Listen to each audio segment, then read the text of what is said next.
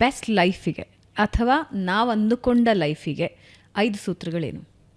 First ಇವತ್ತಿಂದ ನಾನು ಶುರು ಮಾಡ್ತಿದ್ದೀನಿ. ಓಕೆ, 5 ಸೂತ್ರಗಳು. Live in present anchor moment. ನಾಳೆ ಏನಾಗುತ್ತೆ, ನಾಳೆ ಏನು, ನಾಳೆ ನೀವು ನೋಡಿಲ್ಲ, ನಾನು ನೋಡಿಲ್ಲ. ಕೋವಿಡ್ ಬರೋದು ಗೊತ್ತಿತ್ತ? ಅಂಥದ್ದೇ ಜ್ಯೋತಿಷ್ಯದವ್ರು ಗೊತ್ತಿರಲಿಲ್ಲ, ಟ್ಯಾರೋ ರೀಡರ್ ಗೊತ್ತಿರಲಿಲ್ಲ, ಯಾರಿಗೂ ಗೊತ್ತಿರಲಿಲ್ಲ ಅಲ್ವಾ. ಅನ್ಸರ್ಟಿನಿಟಿ ನಮ್ಮ ಲೈಫಲ್ಲಿ ಇದ್ದಿದ್ದೆ. That's a beauty of life. ನಮ್ಗೆ ಯಾವುದೂ ಒಂದೇ ಥರ ಇರೋಕ್ಕೆ ಇಷ್ಟ ಆಗಲ್ಲ. ಒಂದೇ ಸೀಸನ್ ಇಲ್ಲ, ಒಂದೇ ಥರ ಗಿಡ ಇಲ್ಲ, ಒಂದೇ ಥರ ಮರ ಇಲ್ಲ. ನಾನಿದ್ದಾಗ ನೀವಿಲ್ಲ, ನೀವಿದ್ದಾಗ ನಿಮ್ಮ ಅಕ್ಕ ಇಲ್ಲ ಅಲ್ವಾ. ಸೊ ನಮಗೆ ಎಲ್ಲವೂ ವಿಭಿನ್ನವಾಗಿರುತ್ತೆ.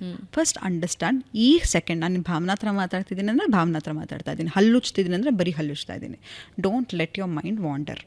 ಯಾವಾಗ ನಿಮ್ಮ ತಲೆ ಅಲ್ಲಿ ಇಲ್ಲಿ ಹೋಗುತ್ತೆ, 5 ನಿಮಿಷ ಕೂತ್ಕೊಳ್ಳೋಕ್ಕಾಗಲ್ಲ, 30 ಸೆಕೆಂಡ್ ಕೂತ್ಕೊಳ್ಳೋಕ್ಕಾಗಲ್ಲ ಅಂದರೆ ಮೈಂಡ್ಫುಲ್ನೆಸ್ ಇಲ್ಲ ನಮಗೆ. So be very very mindful about what you are doing.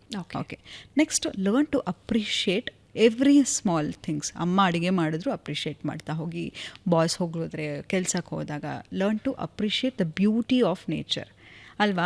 ಈಗ ಭಗವಂತ ಎಷ್ಟು ಸುಂದರವಾದ ಪ್ರಪಂಚ ನಿನಗೋಸ್ಕರ ಸೃಷ್ಟಿ ಮಾಡಿದ್ದಾನೆ ಅಲ್ವಾ.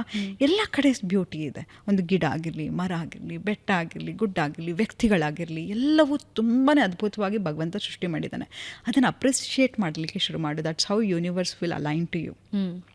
ನಂತರ start taking good care of yourself. Self care, self love, self accountability, self compassion, ಇದೆಲ್ಲವೂ ಮುಖ್ಯ. Don't be harsh on yourself. It's okay. ಆ ಆಪರ್ಚುನಿಟಿ ಹೋಯ್ತಾ, ನೆಕ್ಸ್ಟ್ ಆಪರ್ಚುನಿಟಿಯನ್ನು ಕ್ರಿಯೇಟ್ ಮಾಡೋದ್ರ ಬಗ್ಗೆ ಯೋಚನೆ ಮಾಡೋಣ. ಅದನ್ನೇ ನಾನು ನನ್ನ ಕಳ್ಕೊಂಡೆ ಅಂತ ನನ್ನ ಬಗ್ಗೆ ನಾನೇ ಕೆಟ್ಟದಾಗ ಮಾತಾಡ್ಕೊಳ್ಳೋದ್ರಲ್ಲಿ ಪ್ರಯೋಜನ ಇಲ್ಲ ಆಯಿತಾ. Self compassion is very important. Being kind to yourself is important. Self care, workout. ನೋಡು, ಜಿಮ್ಮಿಗೆ ಹೋಗೋದು ಅಂತ ಹೇಳಿದ್ರೆ ಬರೀ ಮೆಂಟಲ್ ಫಿಸಿಕಲ್ ಹೆಲ್ತ್ ಅಲ್ಲ. ನಾನೊಂದು 30 ಅಥವಾ 50 kg ವೆಯ್ಟನ್ನು ಎತ್ತಾ ಇದ್ದೀನಿ. ನನ್ನ ಬಾಡಿಗೆ ಏನು ಸಿಗ್ನಲ್ ಕಳಿಸ್ತಿದ್ದೀನಿ? This is only for 30 seconds ಬಾಬಾ ವೆಯ್ಟ್ ಅಂತ. ಸಿಮಿಲರ್ಲಿ ಯಾವುದೇ ಸಿಚುಯೇಷನ್ ನಮ್ಮ ಲೈಫಲ್ಲಿ ಬರಲಿ, ಇಟ್ ಇಸ್ ನಾಟ್ ಪರ್ಮನೆಂಟ್. ಈಗ ನಗ್ತಾ ಇದ್ದರೆ, ಇಡೀ ದಿನ ನಗ್ತಾ ಇದ್ದರೆ ನನ್ನನ್ನು ಸೀದಾ ಎಲ್ಲ ಕರ್ಕೊಂಡು ಹೋಗ್ತೀರಾ. ಸೊ ಅಳ್ತಾ ಇದ್ರೂ ಕೂಡ you are not crying, we are not laughing whole day. Every situation in life, it is temporary and it has come in your life to teach you something.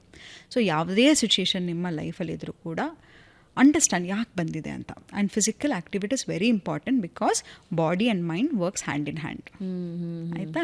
So ಇದೆಲ್ಲವನ್ನು ನಾವು ಯಾವಾಗ ಪ್ರಾಕ್ಟೀಸ್ ಮಾಡ್ತಾ ಹೋಗ್ತೀವೋ we will have a beautiful life. And ನಂಬಿ ನನ್ನ, ಈ life ಇರೋದೇ celebrate ಮಾಡೋಕ್ಕೆ, not to cry and it is not to suffer. I told you ಅಲ್ಲ, ಈ ಪ್ಲಾನೆಟ್ಸ್ನ ಹ್ಯಾಕ್ ಮಾಡೋದು ಹೇಳ್ಕೊಟ್ಟಿದ್ದೀನಿ. That is how it is not there to punish you. And we are all children of God. ಯಾವುದೇ ಒಂದು ಲೈಫಲ್ಲಿ problem ಇದೆ ಅಂತ ಹೇಳಿದ್ರೆ ಇವತ್ತೇ ಕೂತ್ಕೊಂಡು ಕ್ವಶನ್ ಮಾಡಿದ್ದು ಏನು ಪಾಠ ಕಲಿಸ್ತಿದೆ ಅಂತ. It is gone. That's it, simple. Lovely. Thank you so much. Thank you Bhavana. ಅಂದರೆ ಮಾತುಗಳು ಬಹಳ ಉಳಿದು ಹೋಗಿವೆ ಅಂತ ಅನ್ನಿಸ್ತಾ ಇದೆ, ಆದರೆ ಟೈಮ್ ಕನ್ಸ್ಟ್ರೈನ್ ಮಾಡ್ತಿದೆ. ಬಟ್ ಡೆಫಿನೆಟ್ಲಿ ಇನ್ನೊಂದು ಪಾಡ್ಕಾಸ್ಟಲ್ಲಿ ಕೂತ್ಕೊಳ್ಳೋಣ, ಇನ್ನೊಂದಷ್ಟು ಸುದ್ದಿಗಳನ್ನು ನಮ್ಮ ವೀಕ್ಷಕರಿಗೆ ತಿಳಿಸ್ಕೊಳ್ಳೋಣ. ಆದರೆ ಒಂದಂತೂ ಹೌದು, ಜೀವನದಲ್ಲಿ ಯಾವಾಗಲೂ ಡಿಪೆಂಡೆನ್ಸಿ ನಮ್ಮನ್ನು ಯಾವತ್ತೂ ಕಿಲ್ ಮಾಡುತ್ತೆ ಅಂತ ನಾನು ಯಾವಾಗಲೂ ಅಂತ ಅಂದ್ಕೊಳ್ತೀನಿ.